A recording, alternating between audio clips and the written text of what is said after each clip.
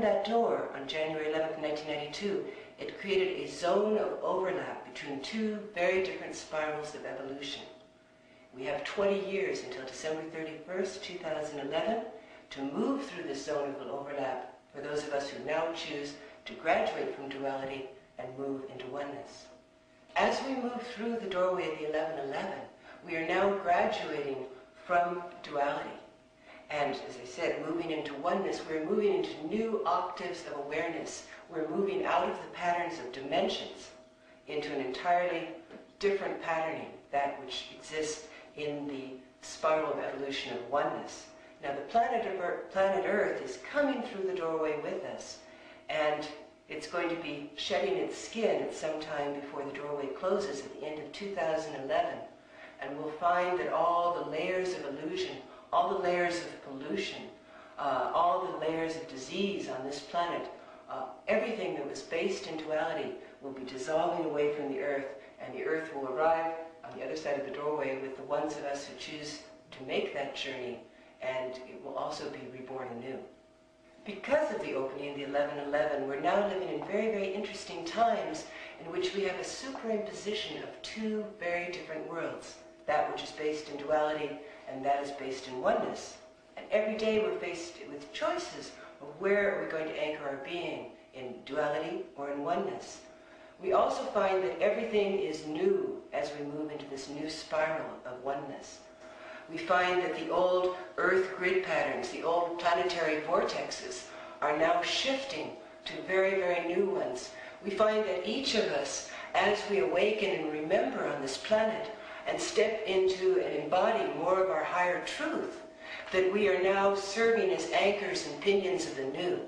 And we are in ourselves becoming new vortexes of oneness. And you can see as these beings activate all over the planet, and as the new starry gridwork comes alive, that there is a new gridwork. You can see it as golden light, just meshes of golden light which now encircle the planet. And as more and more of us activate and step into position, it becomes a whole radiant new star. They began to acupuncture the earth with dances of the sun. The rituals happened at the Great Pyramid of Giza in Egypt, in Tibet, Glastonbury in England, in Arizona, Argentina and New Zealand.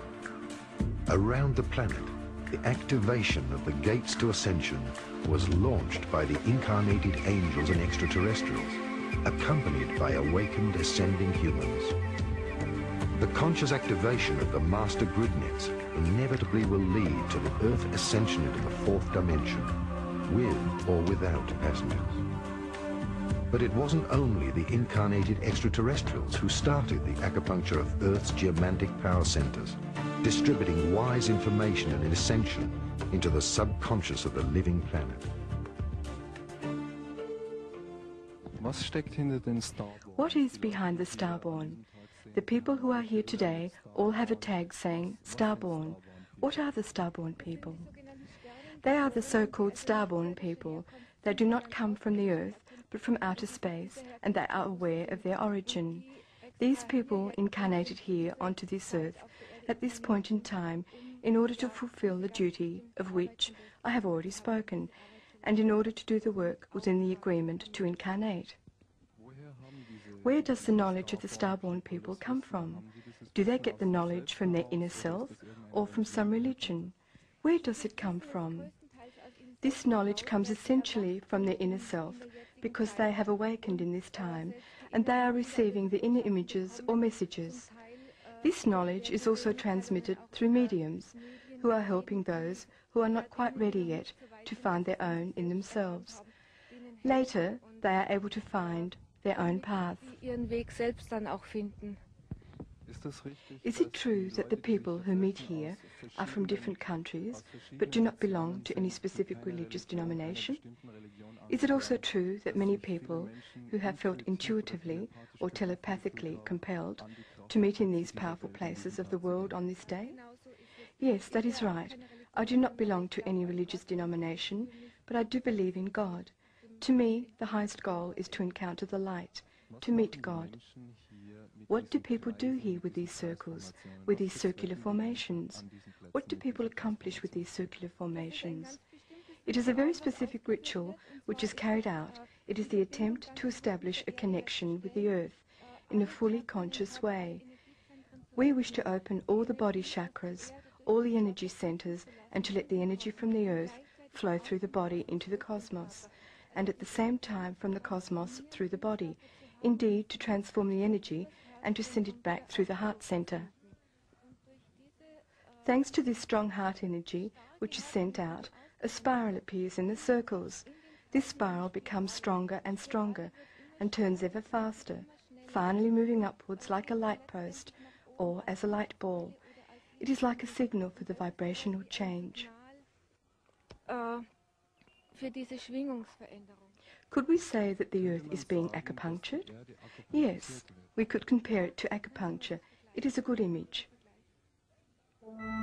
During the 1980s, the Galactic Confederation, the Keepers, slowly began to visit the acupuncture points of the Earth. They sent, or rather beamed, the information of the ascension and the resurrection via pictograms of alpha rays from spaceships.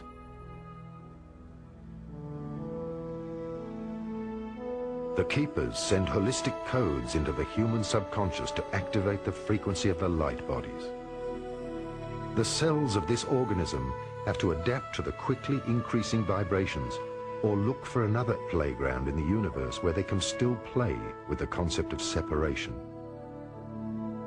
Therefore, not only will East and West unite within the living planet Earth as two halves of the brain, but also the two parts of the human brain will join.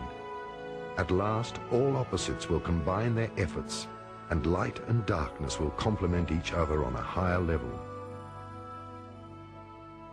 In welchem Zusammenhang stehen die telepathischen Botschaften? What is the relation between the telepathic messages that people should meditate and perform magical rituals in power locations and the telepathic messages of the return of the extraterrestrials or the gods of Eden? Well, to a certain extent, the extraterrestrials are sending these messages.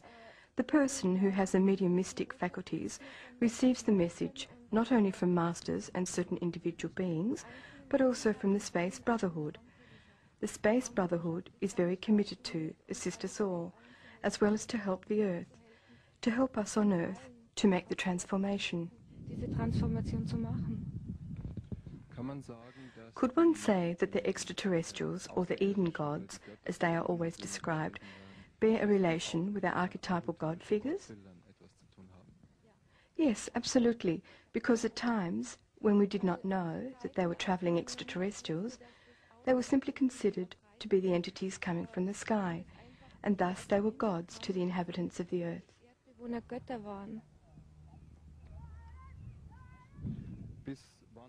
When do you think will the extraterrestrials officially make contact with this planet?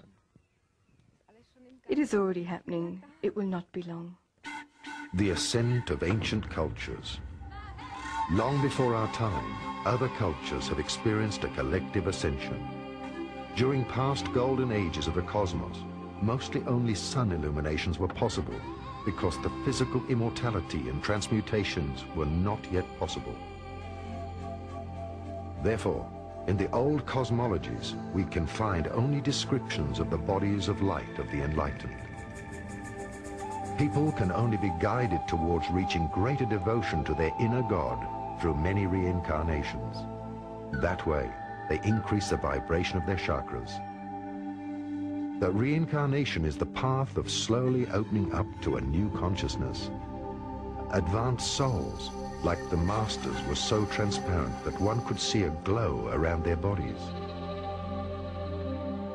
This was shown as a halo in old paintings.